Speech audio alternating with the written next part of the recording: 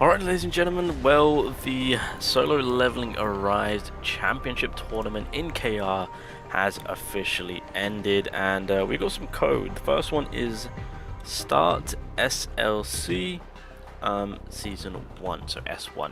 Start SLC S1, and that will give us, I believe, some tickets. Oh, something's happening. Did my game just crash? Okay, I think I claimed it. I think there was some sort of clashing going on. And then the next one is Top 32 Super. Oh, can't even spell. Top 32 Super SLV Play. And I believe that is the final code that they gave us for the. There we go. Yeah, with the Solo Leveling Championship. So let's take a gander on what we got. Okay, so that's for checking, you guys.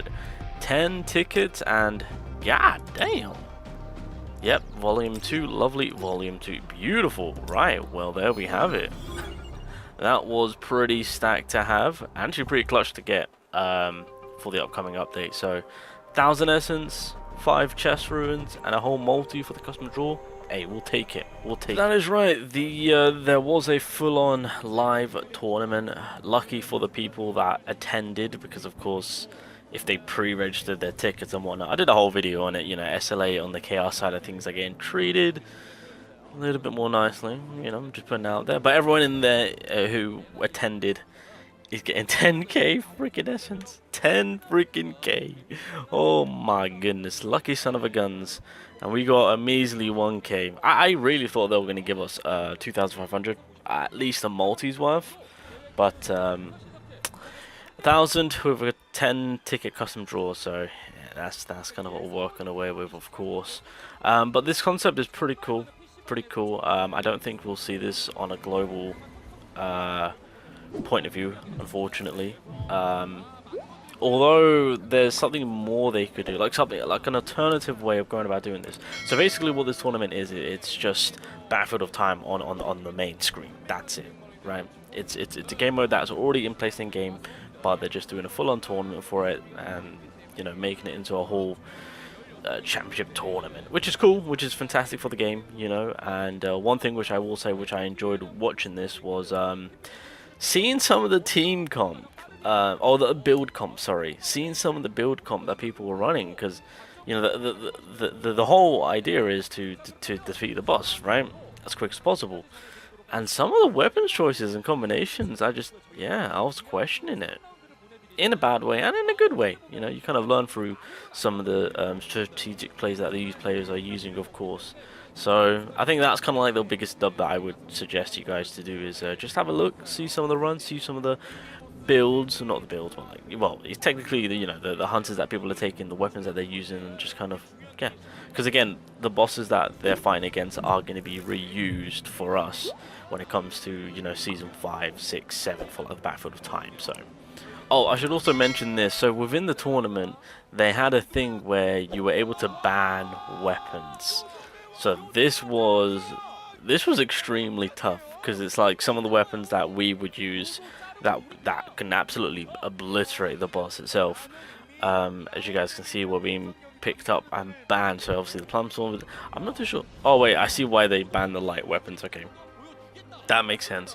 Banning the plum sword, that is a smart move. I think the moon. I don't know what the final ban was. Let's have a look. And the final ban. Oh, the west wind. Okay, fair enough. The west wind. So yeah, it makes it that little bit more tougher and a little bit more fairer when it comes to this tournament, with the way they kind of went about doing it. Again, pretty solid. Would love to see something like this on a global scale. Probably won't, which is very unfortunate, but you know, kind of seeing it now. Pretty solid. I mean, again, the idea that I had in mind on what they could do if they choose to is implement multiplayer, not PvP. Although if they want to do PvP, then that's an instant, like, okay, yeah, if they want to do PvP on the big stage, then that's doable, that's possible. Look at everyone just sitting there, you mother truckers, you're all there for the 10k, be honest. But they could implement co-op raids, right? You know, there's 4 of us, we go into a raid, there's multiple stages, you get to the final boss, use your team. That once someone's healing, someone's doing DPS, etc. Of course. And yeah, and put that on the big screen. I think that will be far more enjoyable and more hype than this. Just my personal opinion. Again, I'm just going off from other games that do the concept that I've just explained, and that yeah, it's on a much bigger scale with the amount of people that are actually interested to see this.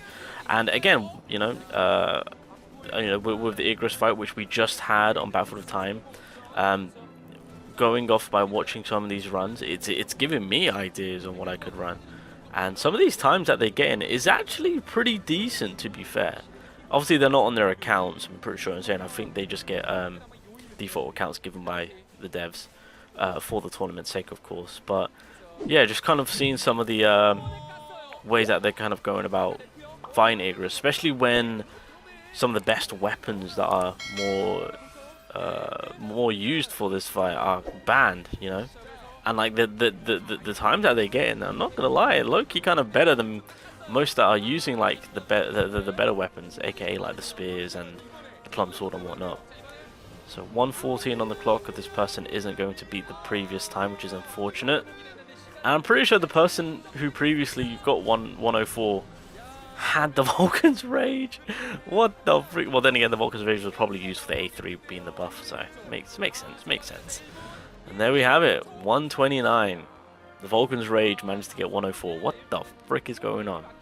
But like I said, good thing that came out from this is learning some of the yeah, the builds that people were using. Alright, I think this is the final run, and this is from the person that won, by the way. But this, I mean, this gives you a clear indication on how, even though the run on one boss could be bad, it doesn't matter.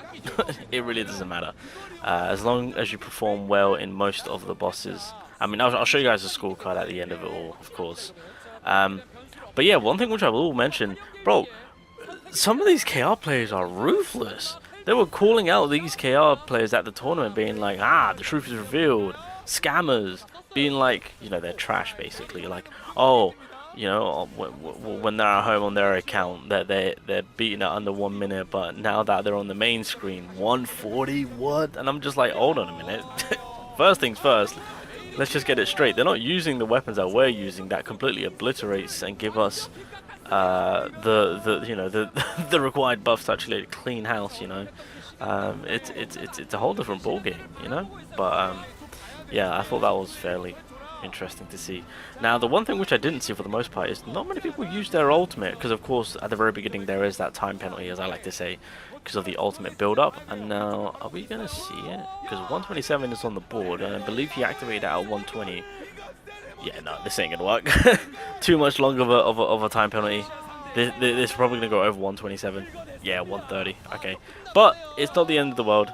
It's not the end of the world. 135. Okay, that's fairly solid. So even though, again, with the person that won didn't do entirely well with the final boss, with the previous bosses, it landed him the #1 spot. There we go.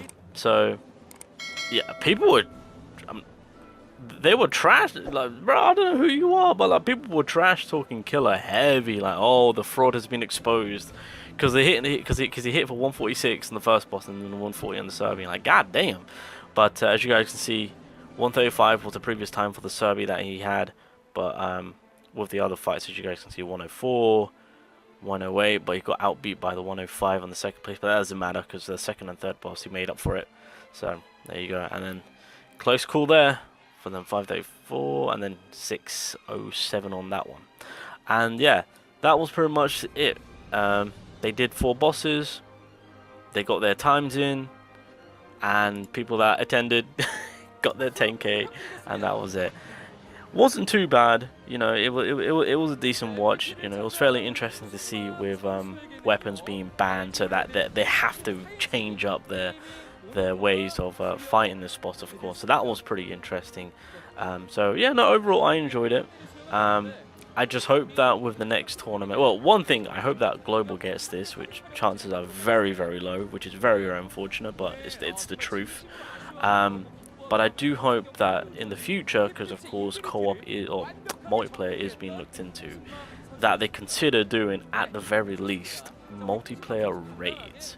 I think that is the way that they need to look into, because that on the big screen is going to be, in my eyes, I think good things can come from that.